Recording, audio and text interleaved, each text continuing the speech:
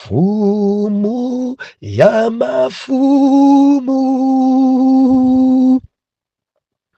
mfumu ya mafumu,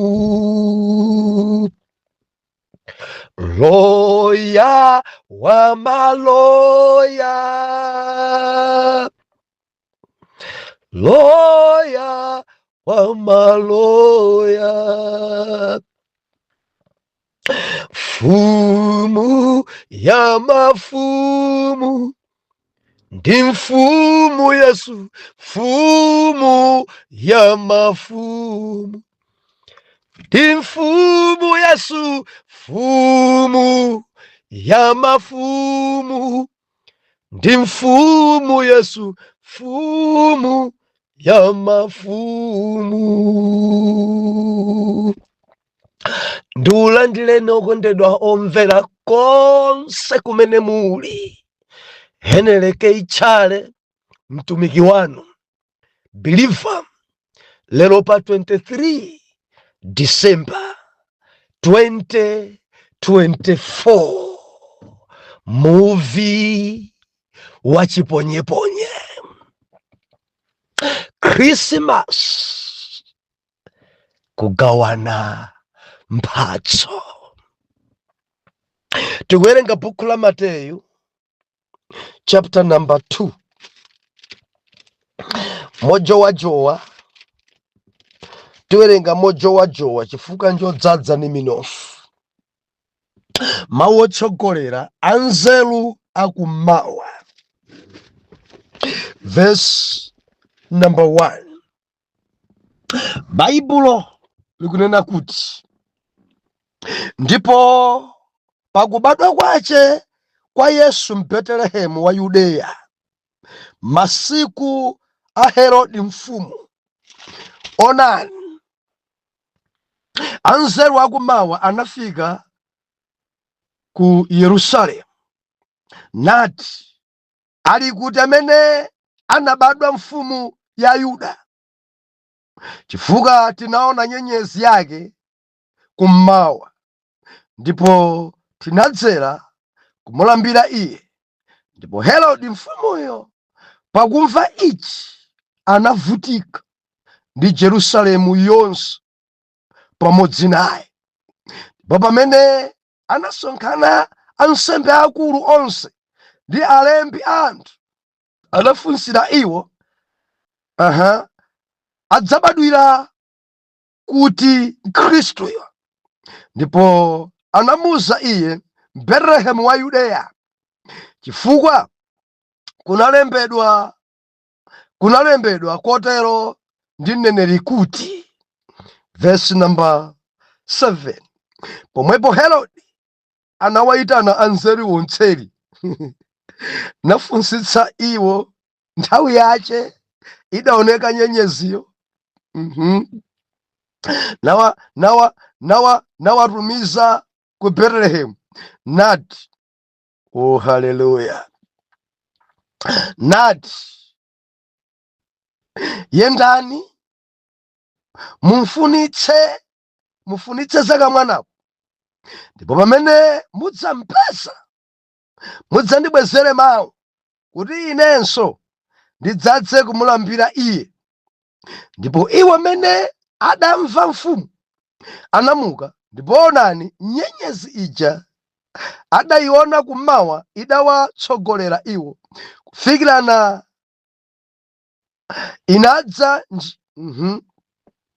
idadza niyima pamwamba pomwe panali kamwanako. Haleluya. Ndipo iwo poona nyenyeziyo anakondwera ndi kukondwera kwakukulu. Ndipo pofika ku nyumba anaona kamwanako ndi Mariya amake, ndipo anagwa pansi mapazi, namugwadira iye, namasula chuma chawo, nampasa iye mitulo ndiyo golide, libanu ndi mure. Ndipo iwo pochenjezedwa nkulota kuti asabwerere kwa Herode, anachoka kupita ku dziko lawo pa njira ina. Tipemphere. Mulungu wa Israeli, mwini chilengedwe chonse, ilemekezeke dzina lanu. Ndinu wabwino, ndinu woyera, ndinu wamphamvu, odzala ndi kukoma mtima. Palibe wina ofana nanu. Mutilankhulenso Mulungu, tiphunzitseni ndipo tidzamva m'dzina la Yesu. Amen. Believer, tinasowana masiku awiri awa. Ndali alaundi, napita kuchikwawa pastors meeting, ndipo tinali ndi big Sunday dzuloli, tiupembedza Mulungu wabwino. Sabata yatha tinasiyana titangofukula za Christmas. Ndiye tinapasana ife slogan kuti chaka chino tikamanena kuti Christmas tidziyankha kuti kuomboledwa kwanga. Christmas kugawana mphatso. Tili mzinthu ziwiri. Tikamakumbukira kubadwa kwa Yesu, timakumbukira za kuomboledwa kwathu. Tikamakumbukira za kubadwa kwa Yesu, ndi nthawi yogawana mphatso. Believer, usamadye wekha nyengo ino. Usamakhalenso wamilili. Usamakhale womana. Kudziko kuno kuli anthu akangogwira mangobudula okha. Nyengo ino ya Christmas, ngati uli believer, kagawanako ndi ena. Gawanako ndi ena. Christmas kuomboledwa kwanga. Christmas kugawana mphatso. Tikamana kuti Christmas kuomboledwa kwanga komanso kugawana mphatso. Adabwera Yesu, mawa ndidzafukule pamene pa believer, ndikupatsani ntchito ya mawa. Tidzaone kuti anadzeranji mawali. Mwana Mulungu, Yesu ndi mfumu. Believer, usanditsutse dziko lagwedezeka. Lagwedezeka ndinena pano pansi ponse pano kwa mwana wa mzungu ngakhale ku Afrika kuli gwede gwede gwede gwede gwede. Mfumu ya mafumu yabadwa. Madediwa believer sakuzunguze. Madediwa asakhale blog yoti message usaimvetsere koma tikunena kuti anabadwa. Mundimva, anabadwa pa dziko pano. Pobwera Yesu pa dziko pano, adabwera kudzanani? Kudzaombola. Adabwera Yesu pa dziko pano kudzapulumutsa. Kuti afike pa dziko pano anabadwa mwa mzimayi. Mweziwo ine sindikudziwa, dediyo inu simukudziwa, koma choonadi nchonena kuti anabadwa. Now, tsiku iyi oyera mtima adayipatula kuti tsiku limeneli tidzipatulira, tikumbukire kuti mpulumutsi Yesu anabwera ku dziko kuno, anabadwa. Masiku amenewo kunalibe amene anaona mwezi wenewene, amene anadziwa dziko lenileni, I mean dedi lenileni kulibe. Dedi napereka chitsanzo sabata yatha kuti kuli anthu ku dziko kuno dedi ayobadwa samadziwa. Koma ID yawo kayang'aneni, mudzapeza kuti adalemba 10 February 1960. Dedi simeneyo. Koma makolo wawo anali osaphunzira kapena anayiwala. Ndamangoti udabadwa chaka china chake, kudali njala chaka china chake. Je, anthu amangoyerekeza njala idali 1949, basi ndine wa 1949 chifukwa bambo wawo ankauza kuti chaka cha njala. Believer, tili limodzi kani. Ine ndimafuna ndinene kuti dedi idayisiyanuku ndekulena anaskeva amadzuka yayi pamene pana gwida chigawenga chinaphedwa. Ndi manena sabata yatha. Tsiku kumachitika zambiri. Moti lero pa 23 kuchitika zambiri lero. Ena lero abadwa lerolo. Ena lero amwalira lero pompano. Ena lero akulowa mbanja lerolo. Ena lero akumangidwa lero. Ena lero akunyongedwa kuphedwa lero. Ena lero akugula munda watsopano lero. Ena lero akukayamba ntchito lerolo. Ena lero akuchokechedwa ntchito ikutha lero. Nde mukamari pa 25 padagwidwa chigawenga. Nde kuti mwina simuganiza bule fa tsiku kumachitika zambiri.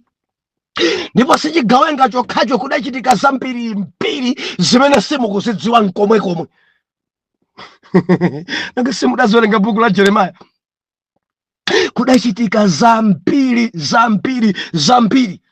Moti mukadadziwa kuti wina adakwatira pa 5 December, mukadati ndimukukondwerera ukwati wa mfarisi wina wake. Popeza zokwatiro sizidalembedwa simukuzidziwa, ndimangokhala chete. Koma ndimafuna kukuseni chinthu ichi. Anabadwa kudzawombola, anabadwa kudzapulumusa, anabadwa ndati mawa ndidzafukula pamenepa. Believer, lero tikuona kuti Krismasi nkugawana mphatso. Tili modzika tikamanena zoti Krismasi ndi nthawi yodyera limodzi, ndi nthawi yodalitsana, ndi nthawi ya chisangalalo, ndi nthawi yogawana. Ngati sunaphunzire moyo wako kudya ndi ena, chaka chino chokha phunzira kugawa. Ngati sunaphunzire kutumizira ena, chaka chino chokha watumizira shuga. Ngati suphunzira kuphika limodzi, kudya limodzi, kandi thobwa kandi fanta ndi ena, chaka chino chokha dzipereke udye ndi anthu. Believer, wobadwa ndi mfumu. Sabata ni manena kuti dziko lagwedezeka, Afrika lagwedezeka, pamwana wa mzungu kwagwedezeka. Pitani mukaone mtauni lero, mukapeza ma Christmas tree magetsa ng'ani. Kaya ndi Mkhristu si Mkhristu, akunena kuti mfumu ya mafumu iubadwa. Believer, karundu watsika. Pitani mashopu akuluakulu atsitsa karundu. Mukafufuza bwanji mfumu ya mafumu iubadwa. Ngakhale sapemphera mudzampeza katundu waje watsika. Mahadi wayamu mashopu akuluakuluwa atsitsa zinthu, akuchita kulengeza mawairesi chifukwa cha nyengo ya Krismasi. Tatsitsa zakuti bwerani kuno. Ena agulisa mafoni atsitsa, ena kaya ndi apepu kandi shoplight atsitsa. Pitani ngakhale ngemu mudzapeza tatsitsa. Akutsitsa chifukwa cha mfumu ya mafumu. Yachita kugwedezeka dziko ngakhale amwenye atsitsa katundu akuchita kuchemerera. Mfumu ya mafumu ikubadwa. Ngati wina dziko kuvutabe, nimafuna ndikuwuzeni kuti sizidayamba inu. Nkubadwa kwa Yesu anthu ambiri samamvetsetsayi. Nkubadwa kwa Yesu anthu ambiri amavutika. Nkubadwa kwa Yesu anthu ambiri amasausika. Wina ndi uyu Herodi.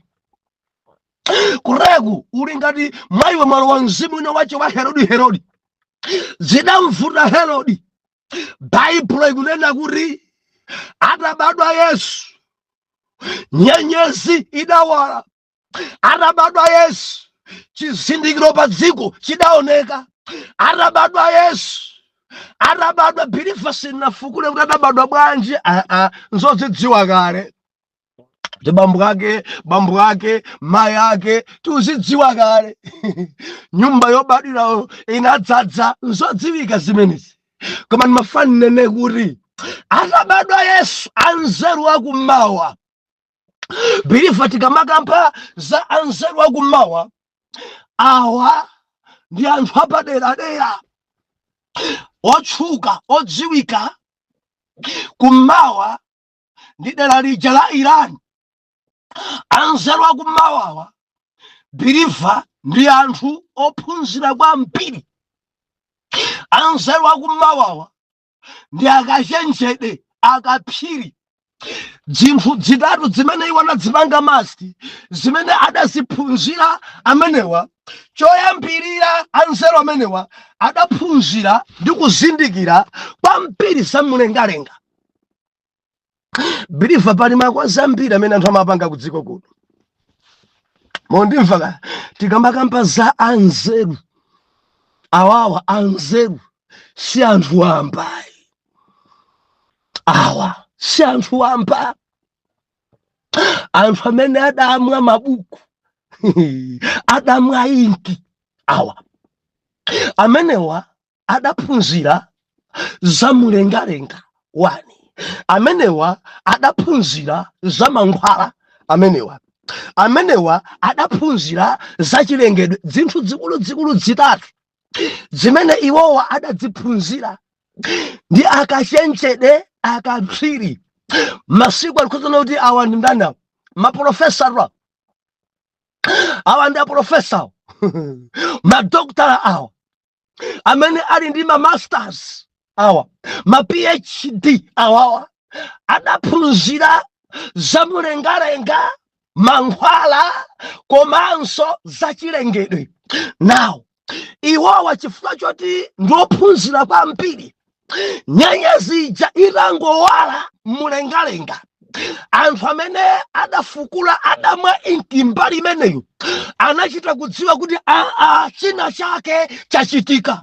Baibulo inena kuti nyenyezi ija ikuyenda, anzeruwa adayilondola nyenyeziyo, ndiye pamene akuyenda nyenyezi inkatsogolera chifukwa iwowo amadziwa, malemba amadziwa, chifukwa mbali ina adali achipembedzo munawa, mbali ina mabuku adawerenga munawa, mbali ina sadali wopulukira amazidziwa, amazitsara chakuti chidzachitika mtsogolo. Adayona nyenyezi adayamba kuyenda, nyenyezi inayamba kuyatsogolera, nkuwatsogolera. Baibulo ikunena kuti atafika ku Jerusalemu adafufudza mwana abadwa kuti mwana mfumu ya mafumu abadwira kuti, akuti nkhani iyi idavuta kwambiri Herode zidansautsa, abadwanso wina mfumu. Ine ndine mfumu kale, wina abadwanso mfumu. Ndi adayitanitsa alembi, afarisi, nduna zake, tamvani awa zimene akunena ati kwabadwa mfumu. Ndi padalika meeting. Banja ndikuteko mabuku adalemba adafunsa muna chati kuteko zidalemba adati zili malemba. Banja zili malemba kutadzabadula ndithu Mbetelehem. Munena zona ndikuteko zili malemba mene awaona kuteko zimenezo. Adasautsika mtima, zidampeteka, zidanja moyo. Pa udindo wanga pabadwa mfumu ya mafumu oposa ine. Adasausika Herode, adazunzika mumtima Herode, adavutika mtima Herode. Believer, ndikunena ndi wina dzikukuvuta kwambiri likamaka za kubadwa kwa Yesu, sudayambe ndiwe kureku mwina nkutheka ndiwe chidzukulu cha Herode. Dzikukuwawa kwambiri kukamba za Yesu kuti adabadwa. Ukumvananso kupweteka kwambiri chifukwa mwina nkuthekaso ndiwe wachipembedzo koma zimakusausa. Zidavutanso ngakhale mu Yerusalemu, sadamvetsetsa alembi, sadamvetsetsa Farisi, mawu ankawerenga inde, koma chimene ankayembekezera nkuti Yesuyo achita kubadwa nkutsika ndi chimpando mmwamba. Dziko lonse nkumamona kutsika kuti uyo nkumamva mwamba mumalipenga pepe, mfumu ya mafumu nkumagunda Mulungu pumulu papapa. Anthu nkumati akubadwa kutsika kuchoka mwamba, koma mene adabadwira monyoseka kubadwa nkholamu. Zidazunguza ena mwa ophunzira ku dziko, adakhala dodolido, ophunzira ena adakhala mbuli. Okhawa anzeru yawa chifukwa choti adapanga master adazidziwa kwambiri zamlengalenga, iwowa vumbulutso idapeza. No, mwana uja lonjezano ija lachitika. Now adayenda Baibulo ikunena kuti atafika pa Herode nyenyezi idaleka kuwala. Believer, nimafuna ndilize kwerere, pali malo ena ukafika kuwala kumaleka. Samale kwambiri ndi malo ena ukafika, believer tamvera, kuwala kwa Mulungu kumakuchokera. Umakhala pa mdima, ndikunena ndi ena kundivomereza abusa, malo amene ndili ano kuwala kwa Mulungu kwaleka. Maloto a Mulungu aleka, mavumbulutso a Mulungu sakuchitikanso. Malo amene ali ukamakhala pa Herode, maloto ako amasintha. Ukakhala pa Herode, chidwi chopemphera chimachoka. Ukakhala pa Herode, kuwala kwa Yawe sikumapezeka. Ndikunena ndi angati akundivomereza abusa, maloto anga akale sindikulotanso. Chidwi changa chopemphera ndikusala kudya kudya sichikuthekanso. Funso yanga nkumati, uli kuti? Uli kutiko? si usuli poloti ya Herodiwe. Nyenyezi idatima ana anzeru yawa ali pa Herodi, kuwala kwa Mulungu kudaleka. Malo wachidetso adafika pa mfiti, adafika kwa munthu wankhanza wofuna kupha mwana, zotsatira zake kuwala kudaleka. Adakhala mundima kuyang'ana nyenyezi osayiwona, believer, kuwala kwa Mulungu kudzakhala pa iwe ukachoka pa Herodi. Ufuna be kuwala kwa Yawe, ufuna be kuyenda kwa Mulungu, ufuna be mavumbulutso a Mulungu, ufuna be zinsinsi za Yawe, ufuna be kudzoza kwa Yawe, choka pa Herodi.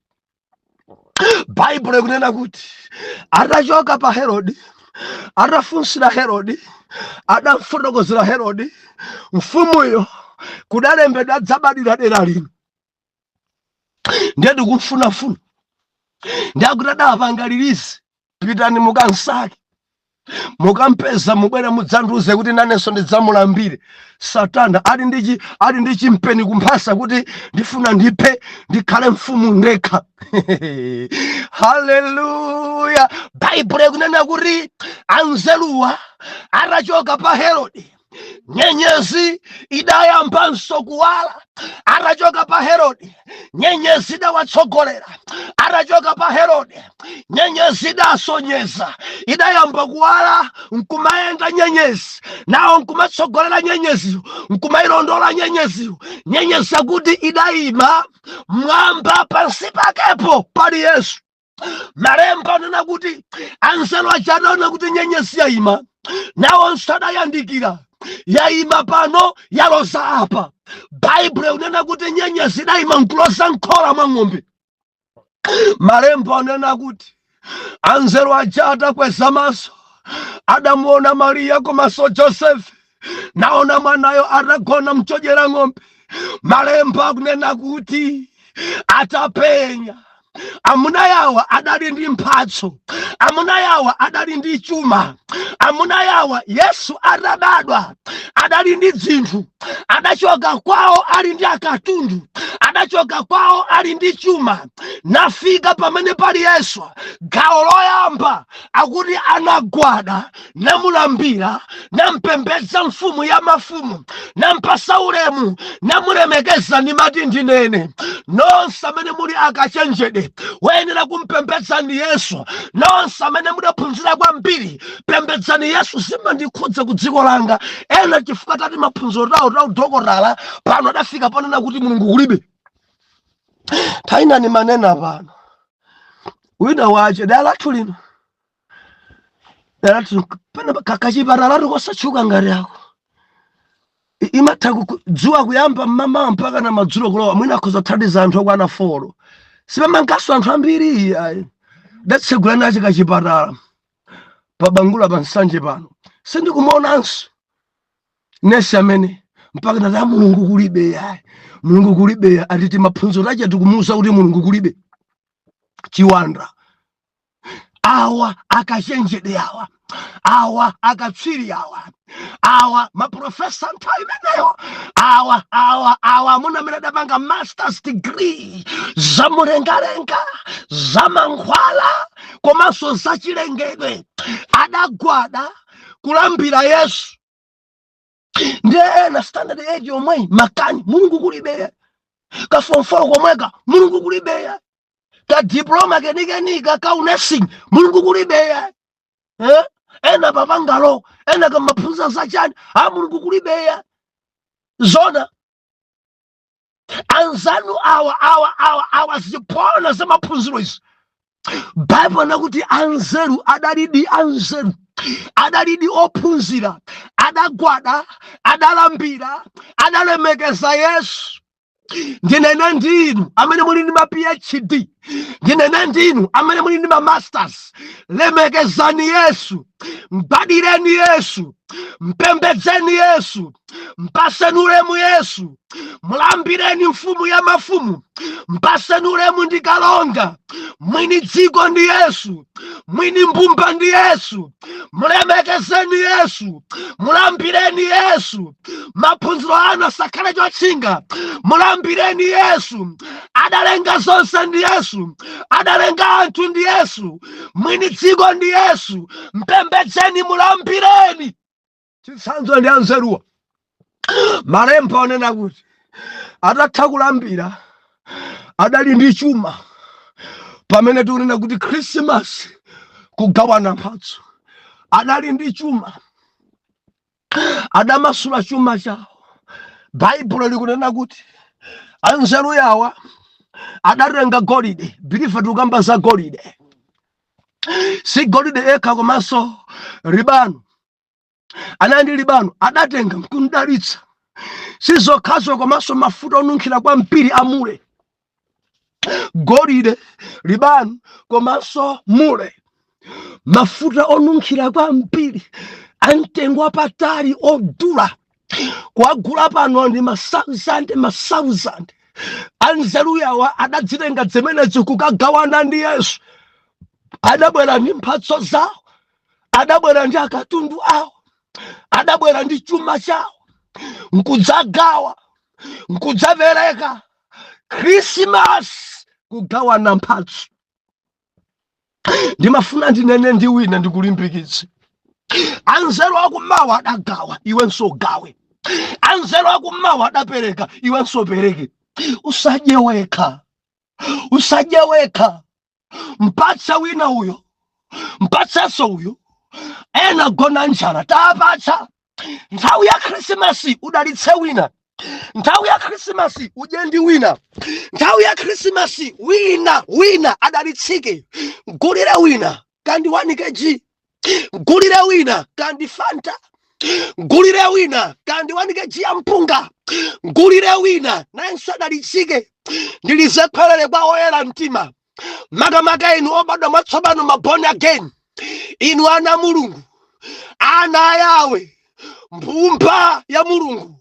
Tenti gawane munyengo inu, tenti jendiena munyengo inu, tenti dalitsane munyengo inu. Musadye nokha. Anzeru atiphunzisewa adali ndi chuma chawo, adamasula chuma chawo, adapereka golide, adapereka ribano, adapereka mafuta onunkhira, adapereka kwa Yesu. Christmas kugawana mphatso, tigawane mphatso. Ena khoza khala abale anu, ena si abale anu. Ena khoza khala ane banu, ena khoza khala dusani njira, ena khoza khala uri mumapemphera nawo, ena sumapemphera nawo. Ena khoza khala atsogolere anu, ena khoza khala oyimba nawo kwaya, ena khoza khala ma-intercessors anu. Tigawane. Christmas kugawana mphatso, Christmas kudya ndi ena, Christmas kukomerako mtima anthu, Christmas kwadalitsa ena. Osati akuoneka ngati mbadzi iyayi. Mpatseni aliyense agawe. Kamugawa paketi ya shuga mwagawa basi, kamugawa 50,000 mwagawa, ena mugawa 200,000 mwagawa, ena mugawa 10,000 mwagawa. Chitani china chake. Ena mmapika matobwa mmamidzimu. Tapasani anzanu kapu imodzi, musabudule nokha wonse. Ena magula kredi athunthu, tatengeni mabotolo awiri tapasani kona aneba, musabudule nokha. Ena makonzeka kupha ng'ombe, ndinu mulimi. Ena mupha mbuzi zanu, 1 kg yokha apaseni anzanu. Tigawane munyengo ya Christmas. Believer, Yesu pamene akubadwa atiphunzitse chikhalidwe chogawa. Tikhale nawo mtima ogawa, mtima opereka, mtima okhoza kuthandiza ena. Awa akachenjedewa atiphunzitse. Kudziko kuno kuli anthu oyipa mtima, kudziko kuno kuli anthu amiriri odya okha, kudziko kuno kuli anthu amtima onga wa devil. Ndimati ndinene phunzira kugawa kwa ena. Ngati uli Mkhristu phunzira kupereka. Ngati uli Khristu, phunzira kudya ndi ena. Krismasi inoyo apatseko ena, wamvetse kukoma ena, wadalitseko ena, upereke chimwemwe ku banja lina. Banji mundilondole mawa. Atate, m'dzina la Yesu, ndikuyamikani chifukwa cha mwana wanu uyu amene nthawi zonse Christmas sakhala chete, amagawa. Wina ndi uyu agawa kale, koma pali wina uyo sanagawe nkomwe. Ndikupemphera mutipatse mtima onga anzeru yawa amene adapereka golide, libanu komanso mure, mafuta onunkhira kwambiri amtengo wapatali. Mwana wanu mthandizeni pa zimene ali nazo, akhoze kupanga sheya ndi awo kuti nawonso ena amuone Khristu mu mphatso zake. M'dzina la Yesu oyera mtima tiyankhe kuti amen and amen.